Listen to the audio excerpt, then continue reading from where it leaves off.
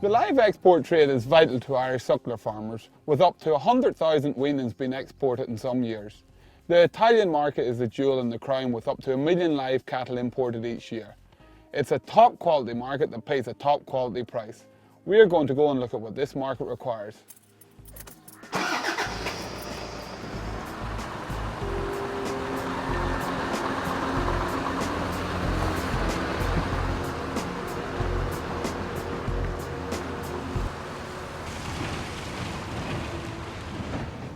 The transport of weanlings is an extremely high-tech business, but one that ensures an extremely high level of animal welfare. As you can see, the level of cleanliness in these lorries is second to none. The animals are penned up into small groups, which ensures a high level of comfort throughout the journey. Each pen comes fitted with an onboard drinker system and an onboard fan system. These here units, they cost up to €250,000 and can transport anywhere from 60 to 70 weanlings depending on size. When this level is full, it then rises to the roof and the cattle are penned again on a similar system underneath.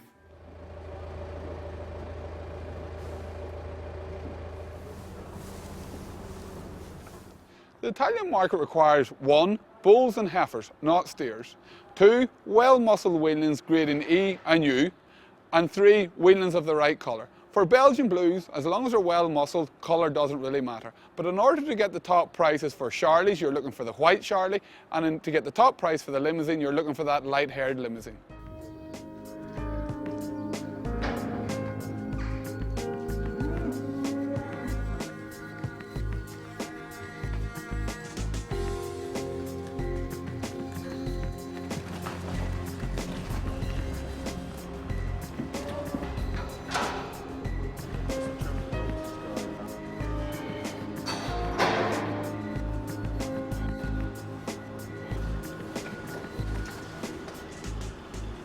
As you can see, the level of traceability and tagging and recording is a very high standard here for these weanlings going for live export. This system here, all the animals are scanned into the system, the weight of the animals recorded, the mark that it was purchased from, the day it was purchased, and animals are selected in terms of what markets they're suitable for. So all the data is recorded.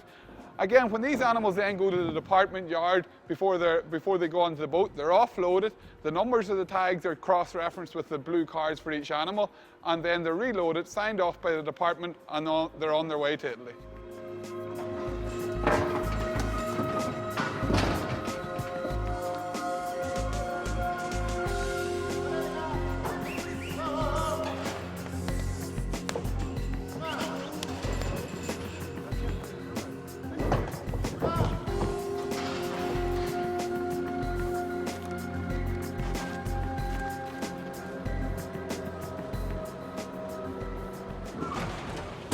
So, the weanlings are comfortably loaded up now and ready for their trip to Italy. However, the story doesn't end there. We have an Italian job of our own, because we're going to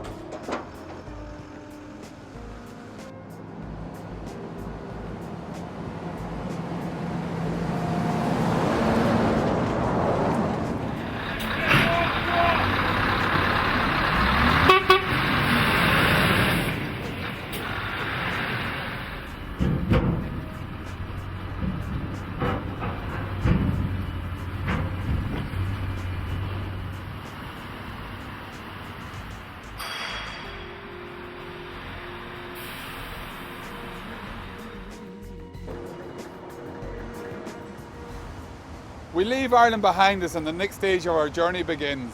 We're on the Celtic Link ferry, which sails 3 times weekly between Rosslare and Cherbourg.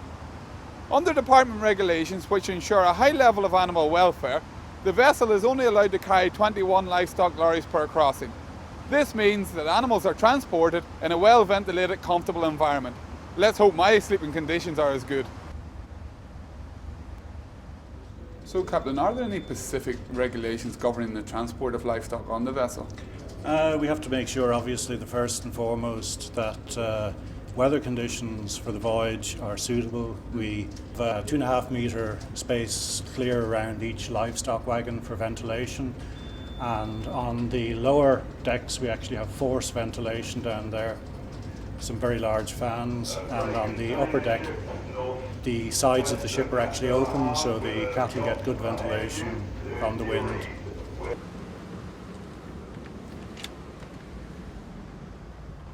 They're not too bad at all. Good night. Morning, or should that be bonjour?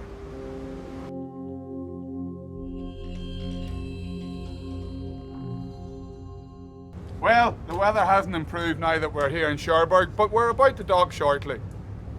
During the voyage, the cattle down below were checked regularly and are now well settled to begin the next stage of their journey. This will see us travelling down into the middle of France. At this point, the weanlings will be offloaded, they'll be rested for 24 hours, and then they'll be loaded again, ready to begin the next stage of the journey to Italy.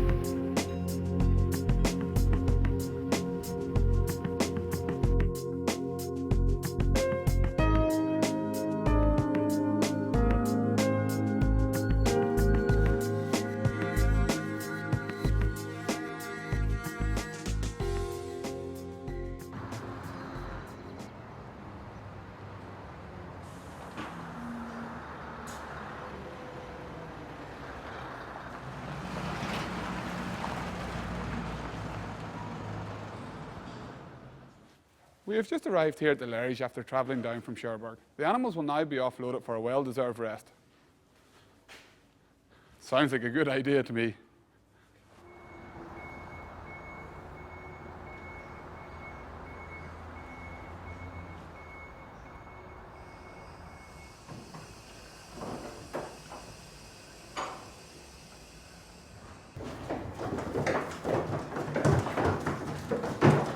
Here is top quality. It's clean, dry, well ventilated, and it protects the cattle from the afternoon sun. When the cattle are offloaded, they're put in small pens. Each pen has fresh running water, good deep bed of straw, and ample amounts of hay. We also fed them the meal that we loaded onto the truck back in Ireland. It may not be 5-star treatment, but it's damn close. Before being reloaded, the animals are inspected by a local vet who makes sure they're in tip-top condition before completing their journey.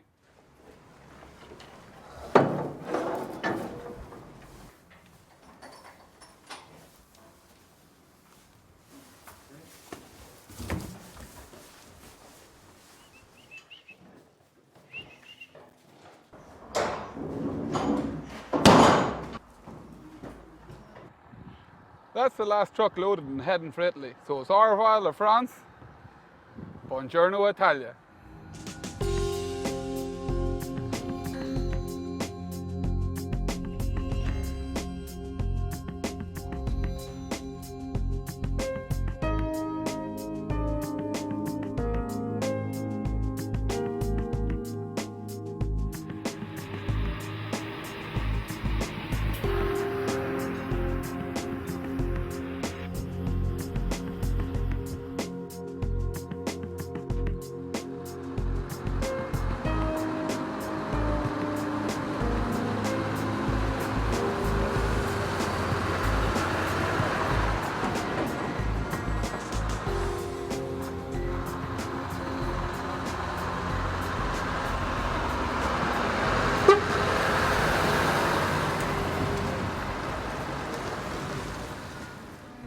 It's a glorious day here in northern Italy, and we're just in a small town outside Verona. The lorry has been weighed and the cattle are ready to be offloaded for the last time.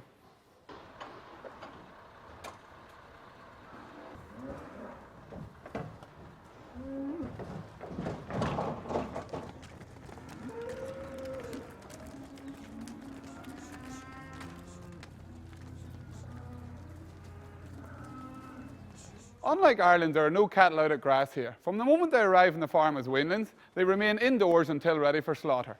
The cattle accommodation consists of both slatted and bedded sheds, and as you can see, are extremely well ventilated.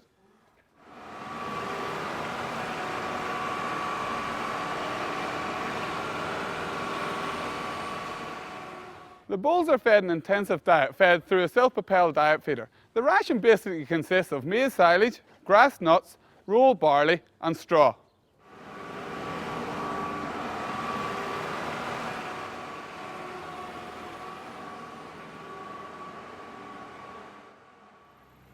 feedlot that we're on slaughters 1,200 cattle per annum and currently has 800 cattle on hand. A large proportion of these cattle have been purchased in Ireland. This is the finished product. These bulls are around 18 months of age and anywhere from 700 to 750 kilos. So there's only one thing left for me to do before returning back to Ireland, and that's a little bit of shopping.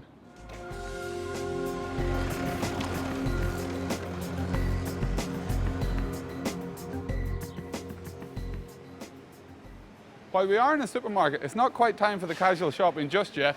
I just want to highlight that it's not only weanlings Italy import from Ireland, they also import a significant volume of fresh beef.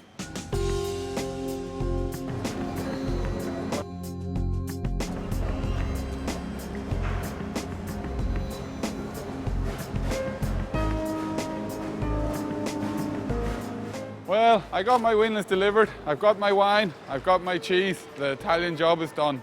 It's time to hit the road back to Ireland. I wonder, do Ireland export weanlings to the Bahamas?